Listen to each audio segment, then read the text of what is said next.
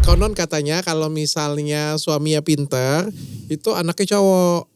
Kalau suaminya kurang pinter, anaknya cewek. Masukkan lebih dalam tuh contohnya kayak doggy style, itu masuknya lebih dalam. Penetrasinya lebih dekat dengan leher serviks. Kemungkinan anak cowok. Kalau misionaris, kemungkinannya anak cewek. Maksudnya kalau kita udah cek NIPT nih, terus ketahuan ternyata ada kelainan kromosom. Itu boleh nggak sih kalau digugurin?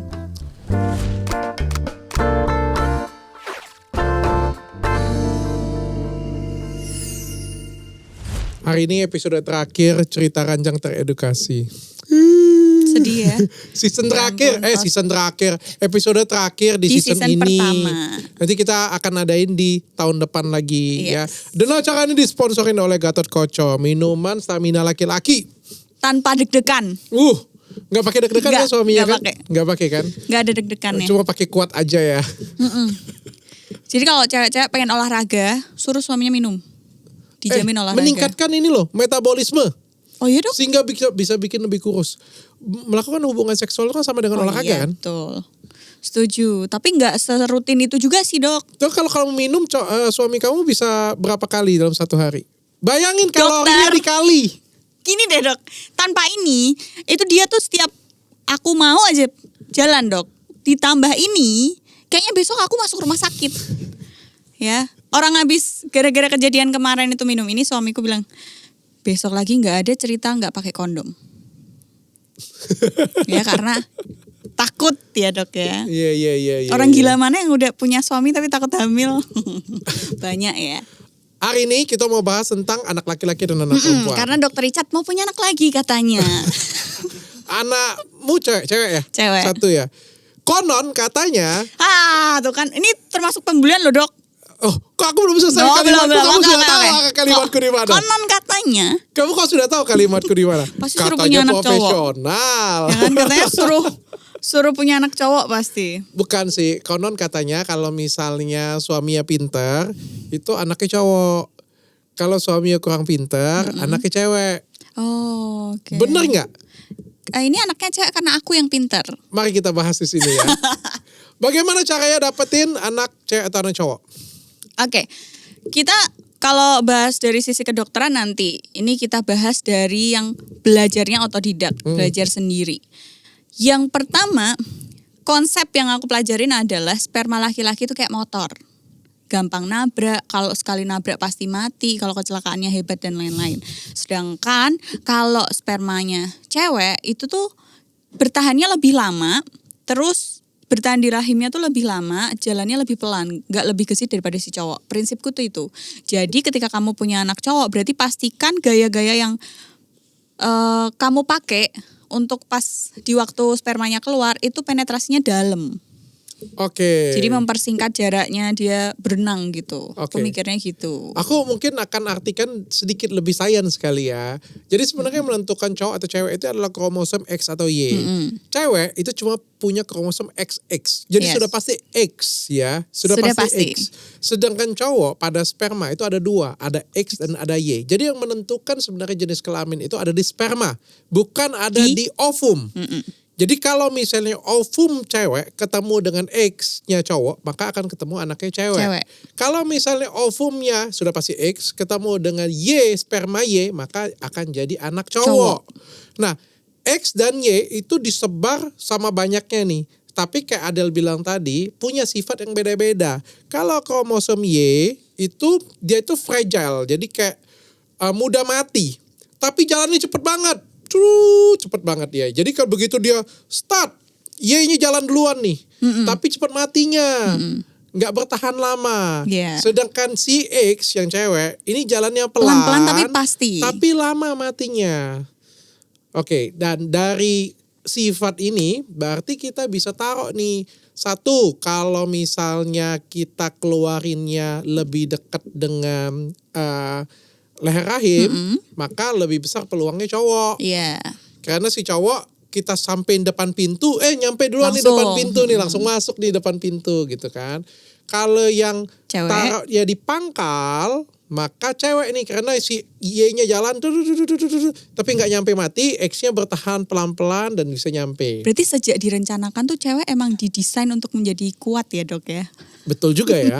Sejak dari kromosom terdesain untuk cewek itu harus lebih kuat Lebih ya. strong ya. Sedangkan cowok tuh untuk kayak buka jalannya cepet, tapi harus dikuatin gitu ya dok ya. Gila Tapi ya. ini kan soal peluang ya. Jadi sebenarnya anak cowok dengan anak cewek itu bagiku sih sama aja. Iya. Dan ini peluang ya. Peluang lebih besar mana? Tergantung pengennya sih. Tapi itu bisa by design. Bisa dibantu by design. Zaman sekarang iya karena kedokteran makin maju kan. Pertama kali yang buat ini tuh nggak siapa? Siapa? Settle itu dia pertama kali buat ini tahun 1960-an. Jadi dia yang membuat konsep ini. Jadi dia menemukan kromosom X dan Y tadi, punya sifat tadi, lalu memberikan peluang-peluang terbaik untuk dapat anak cowok. Satu kayak tadi ya, memasukkan lebih dalam. Memasukkan lebih dalam tuh contohnya kayak doggy style, itu masuknya lebih dalam. Penetrasinya lebih dekat dengan leher serviks. Kemungkinan anak cowok. Kalau misionaris kemungkinannya anak cewek. Meskipun tidak pasti, tapi peluangnya lebih besar. Diusahakan lah. Ini kayaknya ini nggak ada yang 100% pasti cewek, 100% cowok, nggak ada. tapi diusahakan. Ya. Yang kedua, situasi asam dan basah. Nah itu dok. Kalau misalnya si ceweknya itu situasi basah, maka kemungkinan cowok. Soalnya kayak gini, gampangnya gini deh. Kalau ceweknya keluar duluan, orgasme, maka keluar cairan yang bersifat basah sehingga Y-nya jadi lebih cepat jalannya, maka kemungkinan anaknya cowok. Tapi kalau pengen anaknya ceweknya jangan sampai keluar duluan, cowoknya yang keluar. Jadi ceweknya nggak ada enaknya sama sekali. Begitu masuk langsung keluarin. Kasian. Nah kemungkinan anaknya cewek. Lebih besar kemungkinannya cewek. Tapi ada pengaruhnya nggak sih dok untuk membuat asam dan basah di cewek itu dari makanan? Sangat mungkin. Jadi ada makanan-makanan tertentu yang membuat baik di cowok kromosom Y-nya jadi lebih banyak atau kromosom X-nya jadi lebih banyak. Begitu juga di cewek. Situasi-situasi tertentu yang akan membuat kondisinya lebih asam dan lebih basah sehingga peluangnya lebih besar kemana. Makanan apa aja tuh dok? Kalau di cowok kalau kita mau anak cowok berarti suami harus makan makanan apa? Aku nggak inget lagi. Gandum ya kalau aku nggak salah ya. Katanya Daging, seafood, protein tinggi, natrium. Protein tinggi. Itu laki-laki. Oh ya sama kayak tadi aku bilang ya, karena kromosom Y tadi cepat matinya, jadi kita harus tahu kapan waktu ovulasi si istri. Dan kita mainnya tuh benar-benar deket dengan waktu ovulasi istri. Baik 1 hari ataupun saat waktu ovulasi. Itu kalau mau anak cowok. Anak cowok. Kalau anak cewek 2 hari sebelumnya. Karena tahan lebih banting bertahan itu lama, tadi ya. Kita berharap Y-nya sudah mati, X-nya masih nyampe ke sana. Pasti ada pertanyaan nih yang nonton. Dok, gimana kalau aku tuh mensnya nggak teratur? Gimana dok? Jadi gini ya teman-teman, kita kalau kayak gitu kita balik lagi ke posisi awal ya. Bagaimana caranya main tanpa kondom atau tanpa alat kontrasepsi tidak hamil? Dikeluarin di luar. Dikeluarin di luar itu juga masih bisa pengaruh hamil loh. Masih besar banget peluang kehamilannya. Wah, nakut-nakutin dokter. Niatku nggak pakai kondom nih. Terus dok. Benar. Jangan gitu dok, aku overthinking dok. Yang pertama, pelajarin dulu hari ya, ovulasi. Jadi wanita itu rata-rata ovulasinya itu 28 hari. Ya, ovulasi itu ovulasi lagi datang bulan 28 hari periodenya.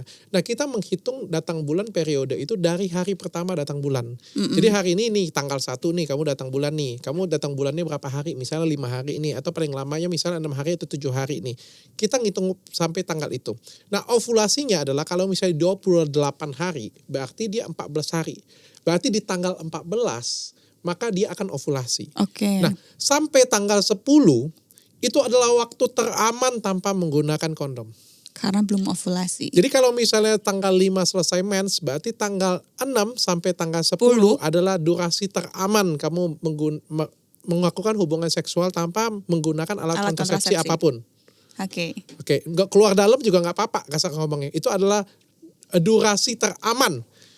Tanggal 11 sudah mulai bahaya. Tanggal 12 bahaya banget. 13 Tanggal 13 sangat bahaya. Tanggal 14 hamil beneran. Ya. Peluangnya tinggi sekali. Ya, sampai berapa lama? 4 hari setelah lagi. Jadi sampai tanggal 18. Setelah tanggal 18 sampai tanggal 28 hajar hantam. Peluangnya benar-benar kecil banget, hampir tidak ada peluangnya. Berarti dari tanggal 11 sampai tanggal 18 itu kita skip. Itu kalau mau nggak pakai kondom, sistem cuci cabut doang. Ya, dengan resiko bisa salah. Iya. Resikonya apa kalau salah? Hamil. Kalau misalnya, ya kalau resiko sudah pasti hamil. Resikonya kenapa bisa salah? Kalau misalnya waktu menstruasinya bergeser. Tadi kan aku bilang 28 hari. Kalau waktu jadi 30 hari, maka kan tanggal tengahnya jadi tanggal 15. Berarti tanggal 12 sampai tanggal 19. Geser tuh. Iya. Kalau kamu main tanggal 19 masih tetap bisa hamil kan? Oke. Iya. Tapi cewek kan pasti geser, Dok. Belum tentu. Ada yang enggak sih. Bergeser itu kan karena harinya. Tapi bagi yang menstruasinya tidak teratur, mungkin bisa diambil rata-rata ya. Ini sih, aku tuh tipe yang menstruasinya nggak teratur dari pertama kali mens. Aku akhirnya menyiasati aku beli jam agak mahal dan ada aplikasi di dalamnya untuk ngatur itu secara otomatis.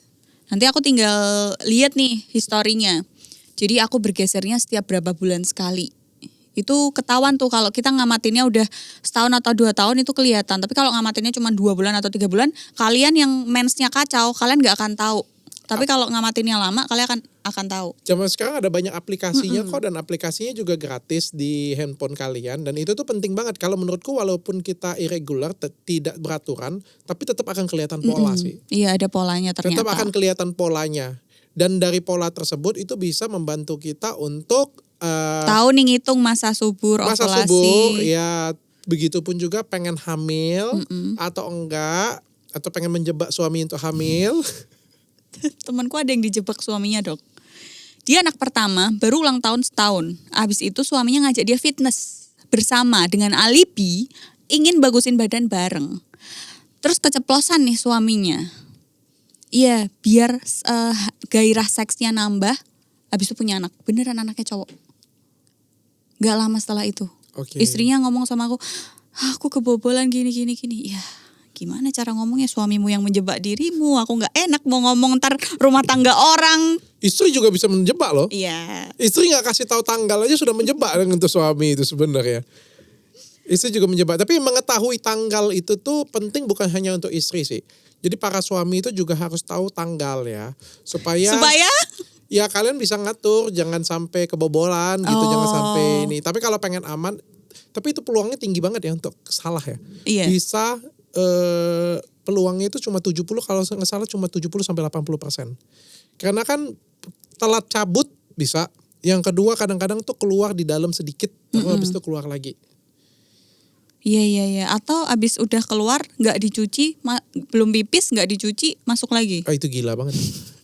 Tapi kondom juga kan punya ini loh. Ada yang bocor, Dok. Iya, kondom pun juga punya resiko kegagalan. Jadi jangan dianggap tuh kondom tuh pasti berhasil. Oh iya? Kondom itu cuma 90-an% ya. Kondom itu juga yang paling rendah. 70? Enggak. Dokter 90. Dokter Ino ngomongnya untuk sperma bisa untuk penyakit yang penyakit nggak bisa. kelamin. Untuk kehamilan tuh 90-an% ya. 90-an%. Tetap ada resiko gagal karena kan bisa jadi kondomnya robek karena udah mau lama. expired. Iya, atau lecet pas dipakainya terlalu lama misalnya. Atau bukanya langsung set gitu. Iya, jadi ada bisa bermasalah. Penisnya tajam gitu, Dok. Iya. Dokter, nih, tunggu, ini ada manusia laki-laki, seonggok laki-laki tuh bilang gini, kondom yang dijual di Indonesia tuh nggak mungkin cukup sama penisku. Menurut dokter gimana tanggapan dokter? Oh iya?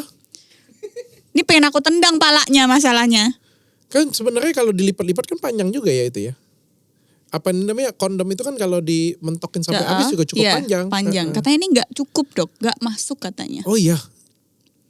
Mungkin nggak, Dok? Dan itu orang Indonesia. Orang Indonesia tanpa keturunan apapun. Luar biasa ya. Tapi mungkin nggak, Dok? Ya mungkin aja sih dianugerahi kan, gennya lebih besar mungkin. Oh, bukan kan? abses ya? Sebel banget, ada loh, Dok, cowok yang bilang kayak gitu. Kondom di Indonesia tuh nggak akan cukup. Tapi cowok kan nggak begitu suka ya dengan menggunakan kondom ya. Betul. Ini aku dapat waktu itu aku penelitian di kayak rumah lokalisasi. Terus di sana tuh ternyata ada pemeriksaan rutin, terus vaksinasi rutin oleh pemerintah. Jadi diperiksa, terus kalau nggak periksa atau nggak datang setiap hari Jumat itu dapat denda dan lain-lain, dan di sana emang diwajibkan untuk pakai kondom. Tapi karena pelanggannya itu pada nggak mau pakai kondom, akhirnya si PSK-nya ini narif lebih untuk nggak pakai kondom. Bukan nggak mau, tapi narif lebih untuk nggak pakai kondom. Goblok. Karena menurut reviewnya, pelanggannya nggak enak pakai kondom. Ya udah nggak usah. Ya, tapi kan diwajibkan si PSK-nya dari pemerintah itu. Sekarang udah ditutup. Dulu masih dibuka. Oke, jadi itu beberapa tips and trick untuk dapetin anak cowok Cewek ataupun anak cowok ya. Atau yang kedua itu ada kayak obatnya gitu. Jadi kayak ada semprotan, ada obat yang membuat suasana vaginanya menjadi lebih basah atau asam sehingga peluangnya X atau Y-nya itu bisa lebih dominan. Oh iya? Berarti kalau kita ke SPO gitu ada obat-obat tertentu gitu? Ada. Cuma menurutku sih ya semua anak cowok atau cewek itu berkat ya. Iya. Gak ada masalah ya.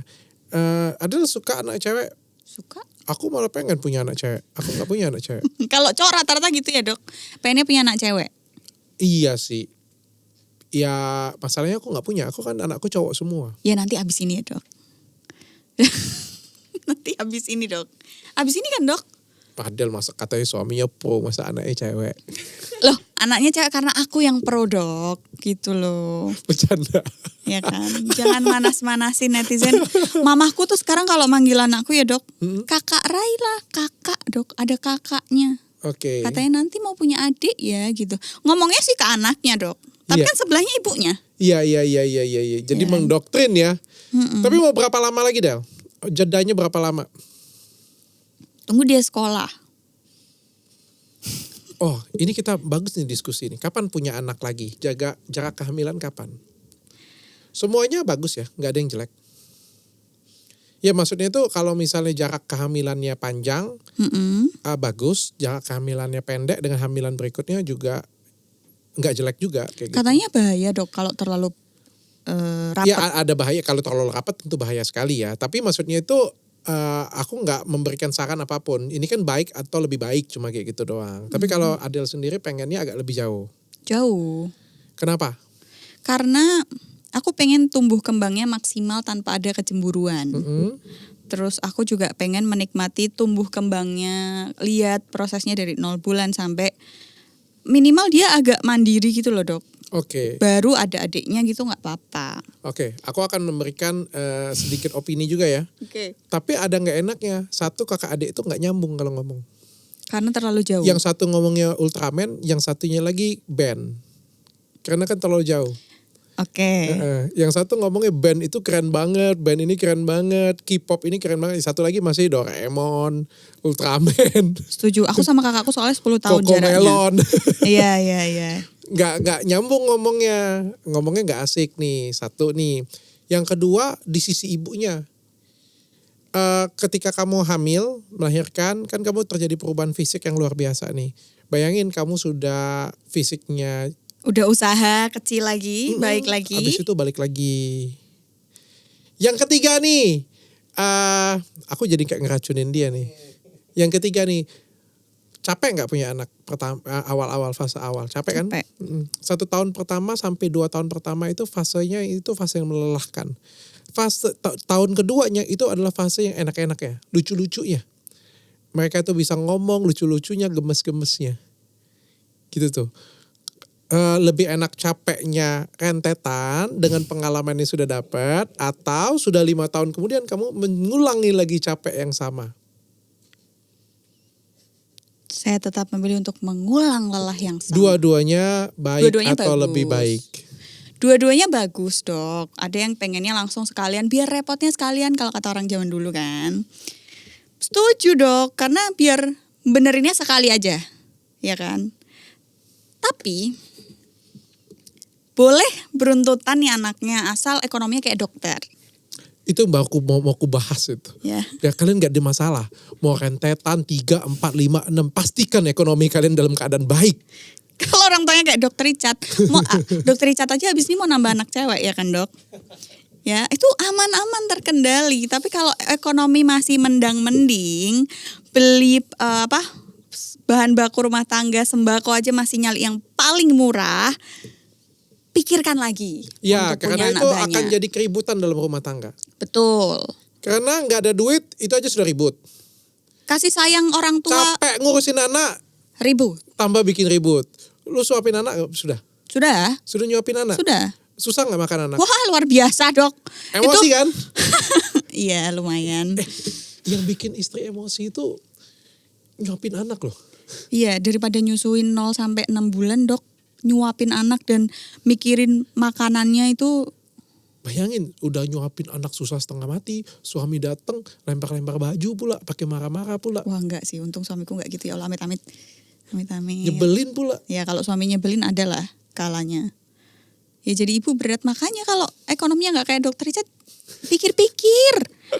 Bukan aku nyuruh orang untuk nunda anak, enggak ya, tapi kan kasih Disesuaikan sayang dengan kondisi ekonomi kita masing-masing. kasih sayang orang tua untuk anak dari pertama kali dia hidup itu kan nutrisi kan, Dok, benar nggak? Kayak dokter tadi bilang, bayi di dalam kandungan itu butuhnya nutrisi, bukan makan. Ya kan, nutrisi yang disalurkan lewat tali pusat dan lain-lain. Nah, untuk beli nutrisi yang bagus itu kan butuh duit. Butuh duit, betul. Dan untuk memberikan sekolah yang terbaik juga butuh duit. Iya kan? Nah, gitu dokter nyuruh aku. Ya, kalau dokter mau aku punya anak cowok, ayo urunin aku biaya pendidikan Kita anak. Nggak apa-apa. doakan Adela dan teman-teman yang nonton ini punya banyak rezeki. Amin. Amin. Tapi kayak gimana caranya supaya dapat jenis kelaminnya pasti, bukan peluang? Pergi ke dokter dan berdoa. Enggak cukup, enggak. Kalau pengen pasti itu caranya dengan cara bayi tabung. Karena dibuat dulu ya, Dok, baru dimasukin ya. Berarti kalau bayi tabung itu udah pasti cewek atau cowok di luar baru dimasukin. Kan dipilih dari sperma cowoknya mau X atau Y. Ada, aku lupa tekniknya, bahkan kita itu ada satu teknik yang bisa melihat gen pada anak tersebut. Jadi pada sperma tersebut, pada ovum dicek gennya, sehingga kalau misalnya dijadikan satu, itu secara embrionya itu sehat atau enggak. Akan ada penyakit atau tidak. Jadi menghindari berbagai macam penyakit. Itu juga bisa digunakan dengan cara seperti itu. Tapi prosedur untuk bayi tabung tuh Tidak alami ya, tapi dari kita sendiri kan, Dok? dari kita.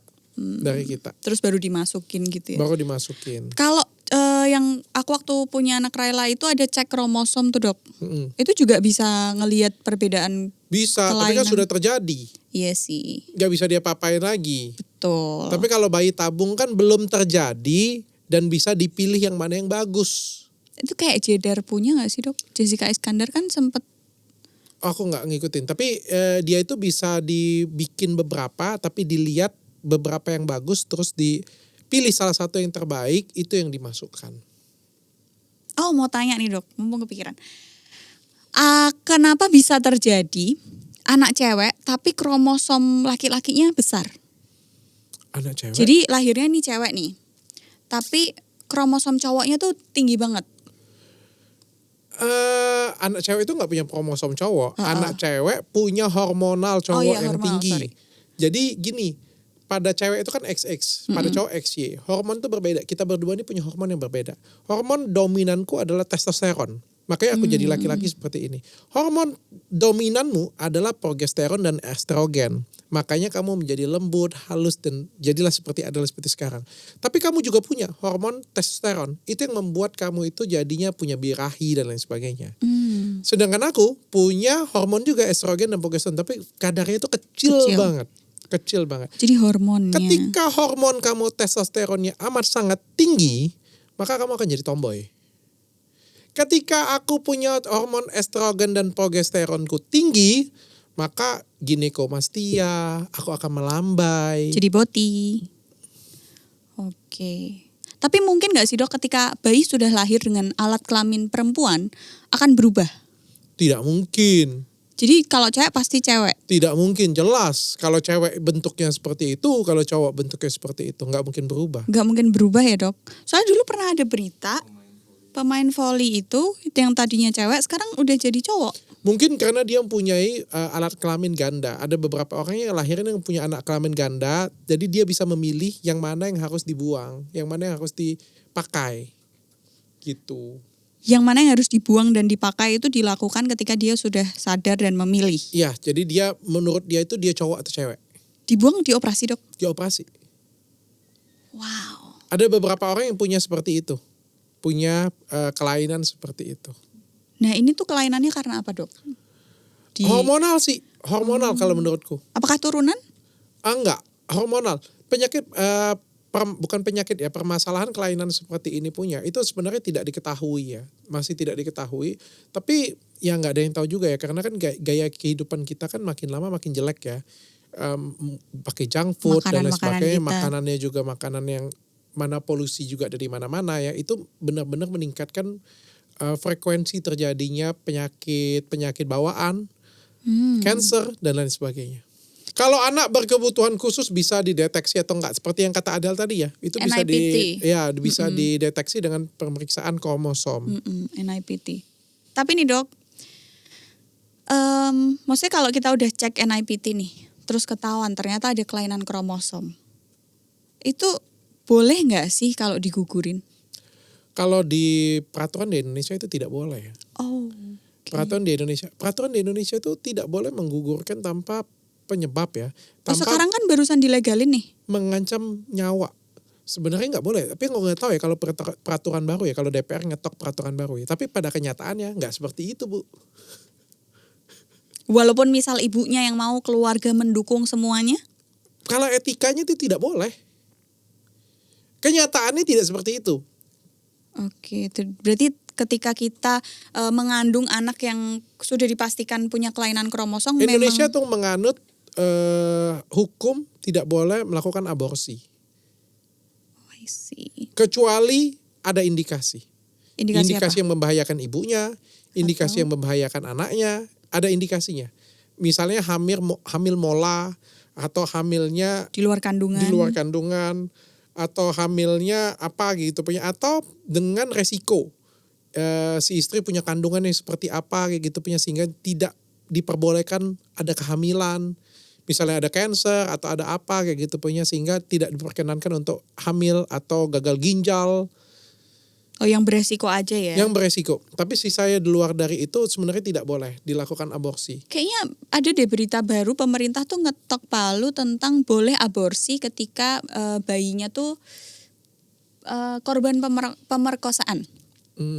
Kayak gitu akhirnya. Kalau di luar negeri itu boleh aborsi. Kalau di luar negeri, beberapa negara di luar negeri itu boleh aborsi. Di Indonesia masih belum boleh. Tapi dari 2017 kayaknya boleh dok, cuman jadi ada beberapa kayak instansi pemerintahan gitu yang setauku tuh boleh tapi harus dengan wali. Enggak Bukan tidak wali terkopi dong. aku. Setauku sih enggak seperti itu ya, kalau di Indonesia masih belum ya. Tapi aku enggak tahu ya. Bahkan di Indonesia lebih parah lagi, aborsi dilakukan bukan pada ahlinya. Pakai obat lah dok. Dukun aborsi, bahkan bisa dijual online. Obatnya iya dijual online. Gila kan? Aku tahu obat aborsi itu pertama kali dari temanku, dia bilang gini, aku mau nganterin ini beli obat penggugur. Penggugur apa? Terus dia bilangnya penggugur kandungan. Ternyata minumnya itu kayak yang satu diminum, yang satu dimasukin, terus nanti gitu-gitu. Kenapa itu nggak ditangkap dok, yang kayak gitu-gitu? Wah, aku bukan polisinya, aku nggak tahu. Indonesia. Tapi terakhir nih, kamu setuju nggak kalau misalnya kita itu sebagai pasangan suami istri itu menentukan anak cowok atau anak cewek duluan? Setuju. Setuju. Aku setuju. Oke. Kamu menganut nggak kalau misalnya kamu nggak cuma dapat anak cewek tapi nggak dapat anak cowok? Maksudnya? Misalnya kamu nih dapat anak cewek nih, anak pertama, anak keduanya mungkin cewek lagi nih. Butuh nggak kamu anak cowok? Karena kan Indonesia kan patriarki ya. Kalau ditanya hati paling dalam, pengennya lengkap, ada cewek ada cowok. Tapi kalaupun dikasihnya cewek semua atau cowok semua nggak apa-apa, semuanya sama-sama kuat. Okay.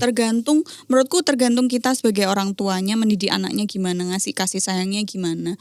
Toh bukan berarti punya anak cewek lemah-lemah, enggak, buktinya dari dia masih kromosom aja sudah ditakdirkan untuk kuat.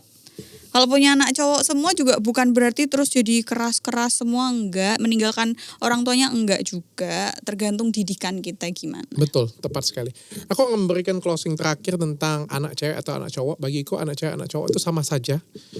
Kalau dikasih rezeki aku syukur, aku juga pengen sih punya anak cewek. Tapi kalau enggak dikasih rezeki, ya bagi aku nggak ada masalah. Bagiku yang paling penting itu adalah anak itu sehat. Sehat itu yang lebih penting daripada semuanya. Karena sebagai orang tua jangan terlalu memberikan ekspektasi yang tinggi kepada anak. Akan sakit sendiri. Harapan yang terlalu tinggi akan membuat kita tuh jadi lebih sakit. Terlalu tinggi karena anaknya cewek pasti akan jagain kita, enggak juga. Terlalu tinggi karena harapan cowok bisa cari duit untuk kita, enggak juga. Jangan pernah berharap seperti itu. Kasih itu mengalir dari atas ke bawah, jangan pernah mengharapkan air itu naik lagi ke atas. Tapi yang kita ajarkan itu bagaimana cara kita menjadi orang tua yang baik supaya dia nanti bisa menjadi orang tua yang baik juga. Betul. Setuju. Sampai ketemu lagi CRT tahun depan. Yeay. Harapannya bisa memberikan semakin mengedukasi. Iya, kasih sarana edukasi. Sebenarnya kita buat video kayak gini bukan pengen mesum. Aku ngobrol dengan Adel berdua, kita nggak pernah lo ngobrol mesum kalau di luar dari topik ini. Enggak. Tadi kita berduaan ngobrolnya sangat berbobot sekali teman-teman. Banyak yang bisa diambil pelajaran dari seorang dokter Richard yang kelihatannya begini gitu ya kelihatannya. Tapi banyak banget nilai yang bisa diambil dari beliau gitu. Jadi pengennya sih konten kayak gini selalu ada karena kalau di luar sana kalau bahas tentang seks pasti pakaiannya sudah terbuka, pasti yang dibahas adalah pengalamannya, caranya, bukan mengedukasinya. Dari sisi ada medisnya, ada sisi psikologisnya. Sehingga bisa menambah pengetahuan kita sama-sama. Betul. Sampai ketemu lagi, bye! Bye!